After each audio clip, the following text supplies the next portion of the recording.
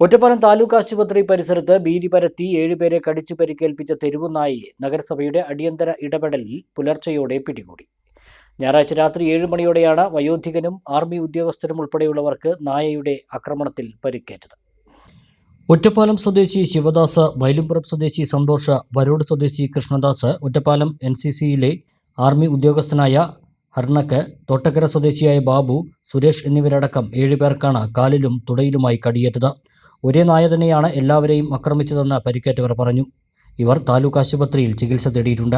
ഞാൻ വീട്ടിൽ നിന്ന് പാല് വാങ്ങിക്കാൻ വേണ്ടിയിട്ട് വന്നതാണ്. ഇവിടെ ഹോസ്പിറ്റൽ പഠിക്കില്ല കടയിൽ നിന്ന് പാല് വാങ്ങിച്ച് വീട്ടിൽ തിരിഞ്ഞ വഴിക്ക് നായ എന്തോ മുണ്ടിൽ തൂങ്ങുന്നുണ്ട്. നോക്കണ കഴിഞ്ഞാൽ നായ കടിച്ചിട്ട് ഇതായി.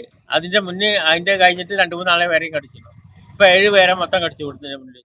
വിവരമറിഞ്ഞ നഗരസഭാ ചെയർപേഴ്സൺ MK ജയസുധയുടെയും സെക്രട്ടറിയുടെയും നിർദ്ദേശപ്രകാരം പാലക്കാട്ടിൽ നിന്നും രാത്രി 10ഓടെ 3-അംഗ ഡോഗ് ക്യാച്ചർ സംഘം എത്തി രാത്രി മുഴുവൻ നീണ്ട തിരച്ചിലിനൊടുവിൽ തിങ്കളാഴ്ച പുലർച്ചെ 4:30ഓടെ ഒറ്റപ്പാലം റെസ്റ്റ് ഹൗസിന് മുന്നിൽ വെച്ച് അക്രമാസക്തനായ നായയെ സംഘം വലയിലാക്കുകയായിരുന്നു.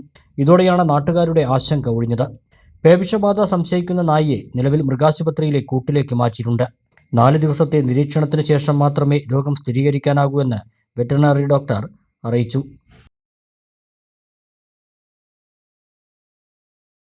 വസ്ത്രവിസ്മയങ്ങളിലെ ഏറ്റവും പുതിയ ട്രെൻഡുകൾ ഏറ്റവും ആദ്യം അവതരിപ്പിച്ച Kaniha wedding centre, the family fashion destination, Ottapalam and Vadakkanchery.